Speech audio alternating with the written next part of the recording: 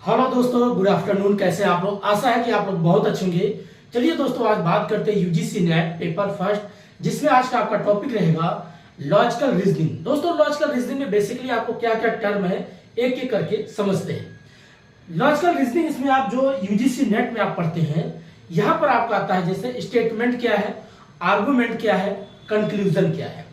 अब statement means होता है जो आप अपनी बात बोलते हो, कोई एक कथन, फिर उसी कथन पे लोग आप क्या करते देखते होंगे, आर्गुमेंट करते हैं, बहस करते हैं, लास्ट में उसका क्या निकालते हैं, कंक्लूजन, उसका निष्कर्ष।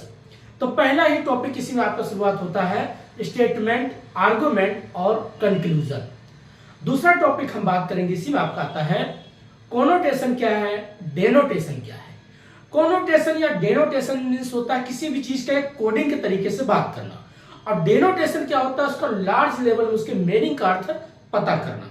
सपोज करिए, जैसे आपसे बोला गया कोई आपने एक सांप देखा, तो स्नेक मतलब सांप। अब उसी सांप को कोई अपने सपने में देखता है, तो उसका अलग अलग मीनिंग निकालना शुरू कर देता है कि कुबेर धन की प्राप्ति होगा, आपके जीवन में क्या बोलते हैं, काल सर्प का दोष होगा।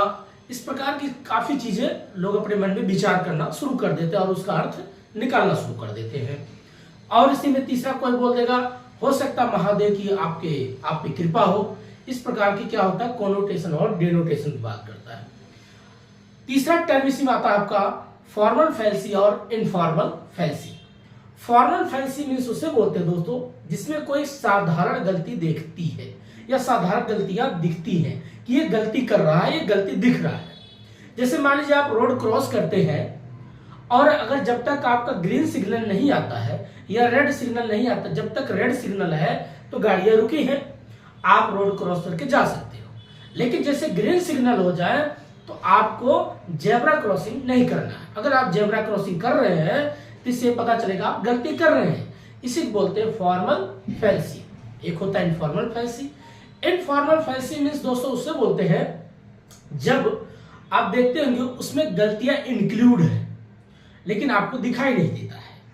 अब जैसे गलतियां होता क्या है, कोई टाइप करता है किसी वर्ड को, अब उसको स्पेलिंग बाय मिस्टेक कर देता है तो गलती उसमें है लेकिन दिखाई नहीं देता है। या कोई स्टेटमेंट कोई बोलता है उसमें गलती है लेकिन दिखाई नहीं देता है।